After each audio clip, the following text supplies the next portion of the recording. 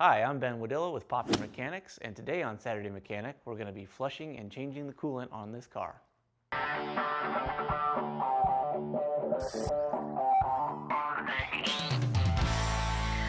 first stage in this process is to actually get the coolant out. In most cars, there's a drain pipe or a tap on the back side of the radiator, and what you do is you just twist it open and let it drain that way. On this car, there is no such tap, so we're going to have to pull one of the hoses off of the radiator and drain it that way. You're always going to want to pick the low hose at the bottom corner of the radiator, and that'll let you get it out. There are a lot of ways that the clamps are held on for these hoses. This car has got a clip that holds it together, so we're going to pull that out, and then we're going to be able to pull the hose out. So I'm going to grab our screwdriver over here, and most cars use a hose clamp to hold these coolant hoses on. This one, however, uses these goofy clips, and they're a real pain in the butt to get off. So if you have a Volkswagen product, you get to enjoy this too. When we get ready to put it back together, this just slides back over and fits in there to hold it on. With that out of the way, we're going to roll our pan over and pull the hose off. Keep in mind that you are going to get dirty here, so don't have clean clothes on. You might even want to roll up your sleeves a little bit. All right, so I'm just going to reach up here with both hands and give this a tug. You'll need to twist too a little bit to get it off.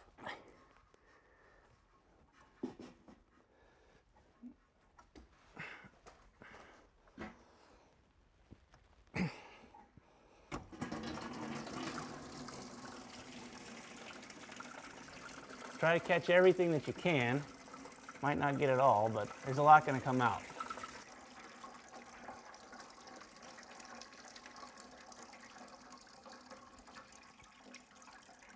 You're going to want to let that drain out for a while. It's going to drip for a long time, and in the meantime you can probably clean up too because this stuff's sticky. Keep in mind that when you've got this stuff out of the car, you don't want to keep it around. It's pretty toxic and it's also sweet, so dogs like to lap it up. You might end up with a curious kid that gets into it, and that's not going to be anything anybody ever wants. So keep it contained. You're also going to want to take it to a recycling area. Lots of dumps will take it to recycle. Auto parts stores will recycle it. You just want to keep it in a good, safe place away from people and animals. When you do the initial drain, not all of the coolant comes out. So you add water up at the top and run the engine for a little bit, and that mixes things up so you get more coolant out in the end. The amount of water you're going to need varies from car to car. And you really should just fill it up to the service line and go from there. When you're doing this job, you'll probably want to have a couple gallons, maybe 2-3 gallons of water on hand, as well as 2 or 3 gallons of coolant. It's so cheap, it might as well get enough to do the job without having to run around. So the reason we're doing this job is that it can save you a lot of money. Around here in the Detroit area, it's about $100 to get your coolant flushed. And for the cost of a couple of jugs at your auto parts store, you save a bunch of money. It's probably only going to cost you about 10 or 20 bucks.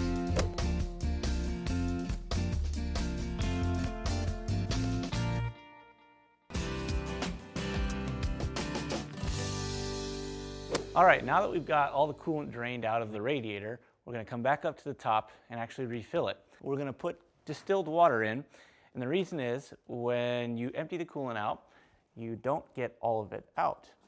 And that's because you've got sort of two different areas of the coolant system. You've got one that cools the engine. You've also got the other that heats your cabin. That's called the heater core. So we're going to add distilled water into it and then run it for a little bit.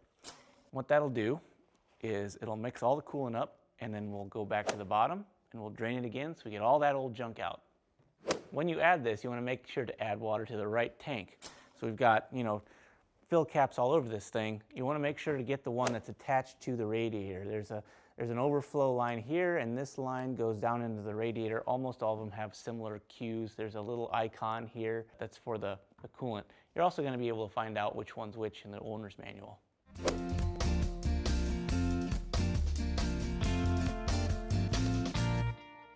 Now that we've got all the old stuff mixed up with the water, we can drain that out too.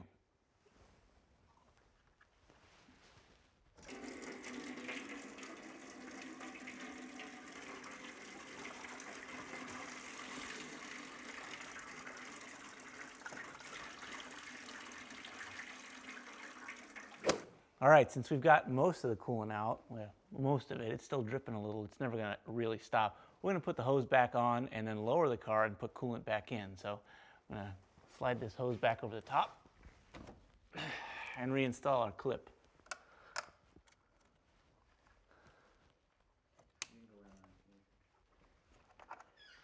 All right, with that, we're done under the car, and we'll drop it, and I'll put some coolant in.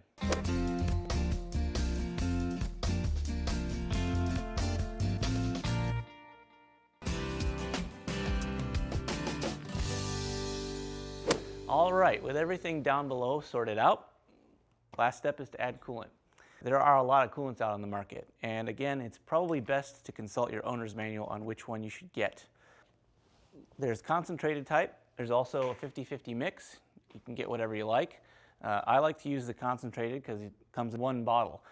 This car takes about 2 gallons of coolant, so if I add one of these and then fill it back up with distilled water, I've filled my car properly.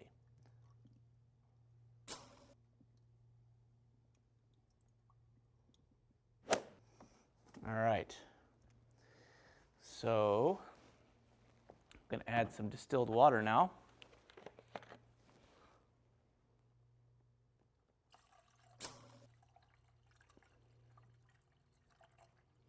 The only thing left to do at this point is run the engine. You're going to have to repeat this cycle several times in order to get the coolant up to the level recommended. It's going to need to cycle through the engine a little bit. It's okay, don't worry, just don't rev your engine up.